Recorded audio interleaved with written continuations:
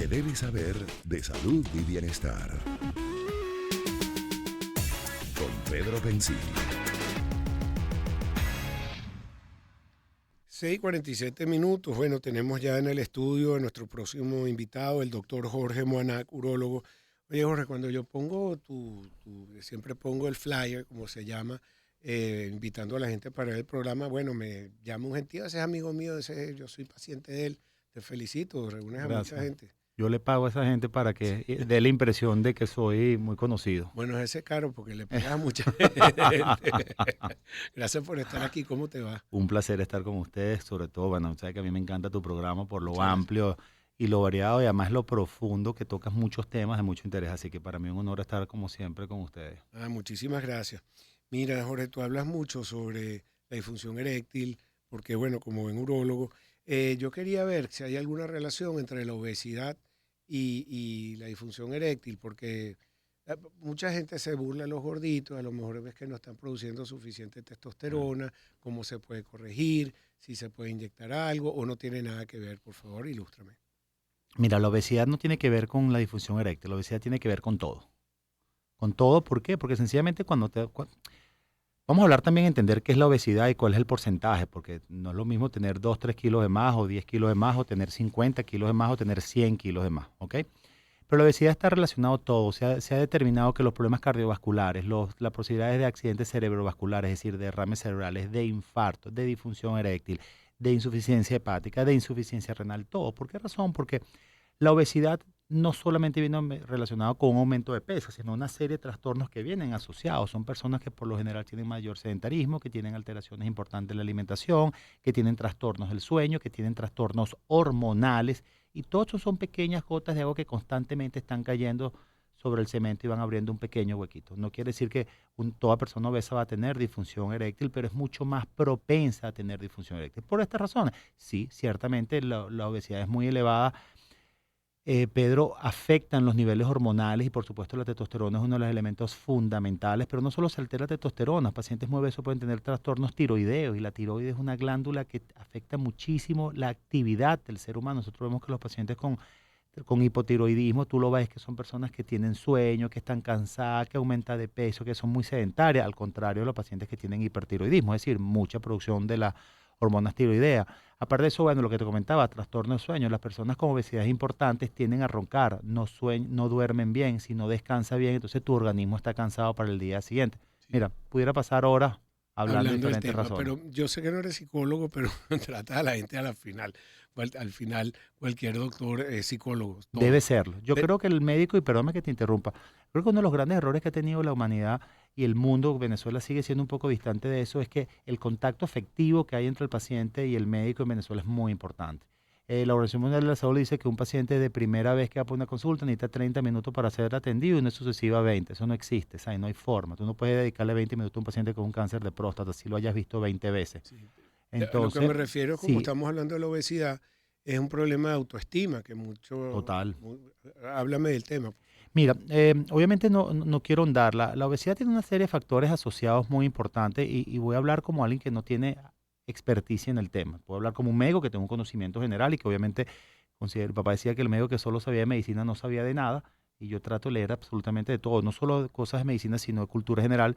Pero sí, hay diferentes factores. Primero hay que entender la obesidad. Si la obesidad es por un trastorno psicológico, si es definitivamente sí hay trastornos hormonales o trastornos de ansiedad, más allá del problema de autoestima, pero pacientes con altos niveles de ansiedad que tienden a comer como un mecanismo de Y de fuga. herencia. De herencia, hay trastornos del metabolismo, hay personas que tú dices, pero Dios mío, o sea, yo soy un gordito mental, porque yo adoro comer, y yo tengo un amigo que es delgado, come 4 veces más que yo, no hace ejercicio y es más flaco que yo, y de verdad que le tengo un poquito de rabia, honestamente, De celo. diciéndolo un celo pero sucio.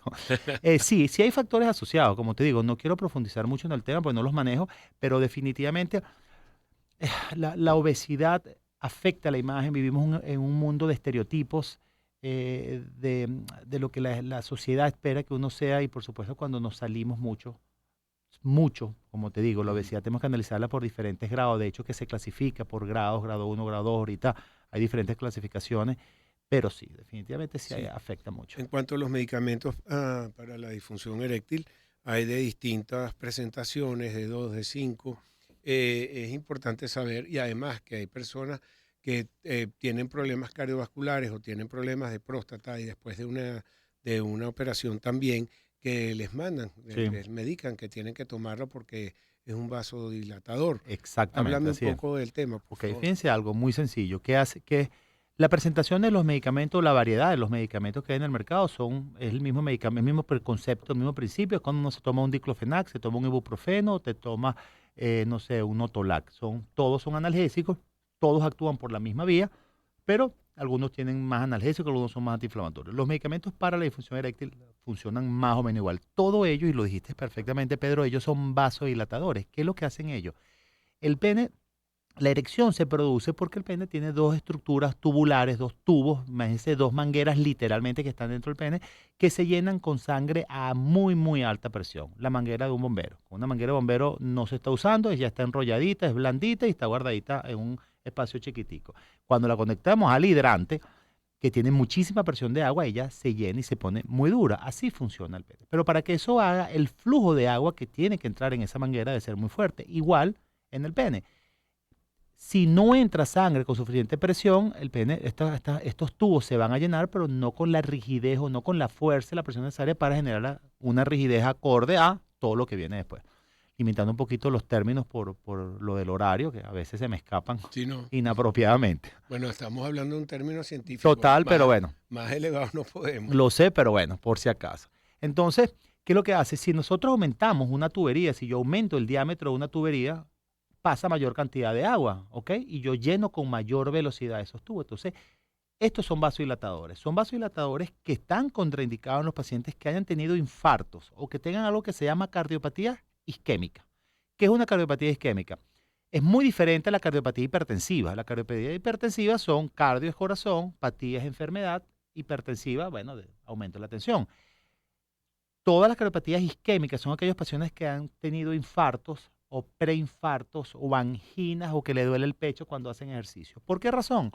Porque como esto es un vasodilatador, al tratar de aumentar estas arterias del corazón que no están mandando sangre con la fuerza que deberían para llegar hasta la última habitación que está en el piso 8 de esa casa, cuando tú dilatas mucho ese tubo, bajas la presión al final del último baño. Aumentas al principio, pero la bajas al final. ¿Y qué pasa? Que esto puede producir infartos en pacientes. No quiere decir que un paciente con cardiopatía isquémica, Pedro, no pueda tomar estos medicamentos. Lo único que debe tener una vigilancia estricta por el cardiólogo adicional al urólogo para que el cardiólogo diga su cardiopatía isquémica en el estadio en que está no se ve contraindicada o no es una contraindicación para tomar estos medicamentos. Ahora, ha sido una maravilla y siempre lo comento, la gente no lo sabe, pero el Viagra nace en una investigación para hipertensión pulmonar, no para disfunción eréctil, pero se dieron cuenta que era un poquito más lucrativo y beneficioso para la población mundial. Tiene más mercado. Mucho Pero más mercado. ahora, todavía se toma para esa disfunción del La hipertensión pulmonar, sí, obviamente existen otros medicamentos. Sé que todavía el sildenafil, que es la molécula, es el principio activo, el genérico del Viagra.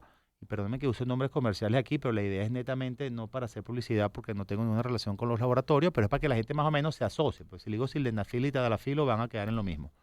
Entonces sí se sigue usando. E incluso se ha visto que pacientes que tienen problemas prostáticos para orinar, es decir, que tienen la famosa hiperplasia prostática o crecimiento prostático, cuando toman medicamentos para la disfunción eréctil, sobre todo de forma muy seguida, tienden a tener una mejoría importante en los síntomas urinarios. Es decir, que estos medicamentos, además de funcionar para la disfunción eréctil, también mejoran los síntomas urinarios. Hace que la gente orine mejor. Ujú. En cuanto ya que estamos hablando de algunos remedios, Rogaine, que es para salir pelo, estaba inventado para el corazón, ¿no? Y Sí. esto fue un serendipity que descubrieron que la gente... Total. Fíjate que la dutasterida o el finasterida, que son unos medicamentos que también se usan para problemas prostáticos benignos, no malignos, es uno de los medicamentos que más se usa para la alopecia, para la caída del cabello. ¿Por qué? Porque lo que hace es producir un bloqueo de la testosterona y si no lo sabe el público, la gente calva es porque realmente tiene testosterona muy alta, no es que les falte, es al contrario, son machos machotes Sí. Mira, mexicanos y fuertes. estas serendipias ocurren con cierta frecuencia, ¿no? Por ejemplo, la penicilina creo que también fue un descubrimiento. Sí, Fleming Alexander Fleming, Sir Alexander Fleming. De hecho, que él no descubre la penicilina. Esto es bien interesante, porque todo el mundo le atribuye el descubrimiento de la penicilina a Alexander Fleming. Y él lo que hace es una descripción. Él dice que en el pan donde creció un hongo que se llama el penicillium, ciertas bacterias no crecieron alrededor del hongo. Y él hace la anotación.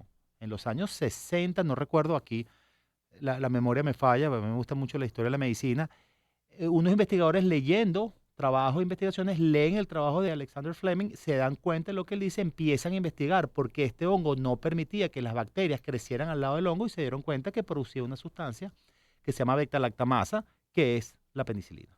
Qué bien, qué bien. Hay un libro que se llama Bloodline de Sidney Sheldon. La película está súper viejísima, o sea, unas computadoras. Pero ven, Pero sé cuál es, la conoces, claro. Ahí tiene la historia de cómo nació la penicilina y se lo pusieron y se curó.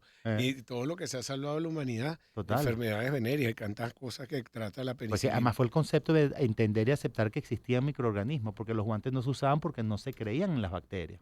Está bien. Bueno, se nos acabó el tiempo. Perdona, Jorge, te invito nuevamente. Siempre un placer conversar contigo. Muchas gracias. No, Pedro, gracias a ti. Entiendo que en la radio el tiempo es bien costoso sí. y bueno. Y saluda a tu señora, dile que ya tomaste la foto. Sí, grabé el video por primera vez, hice un reel que nunca lo hago, me dice, siempre pelea conmigo. Pero gracias por la invitación y un placer como siempre compartir Gracias con por ustedes. estar aquí en el estudio. Doctor Jorge Moanac, urólogo. Llegamos a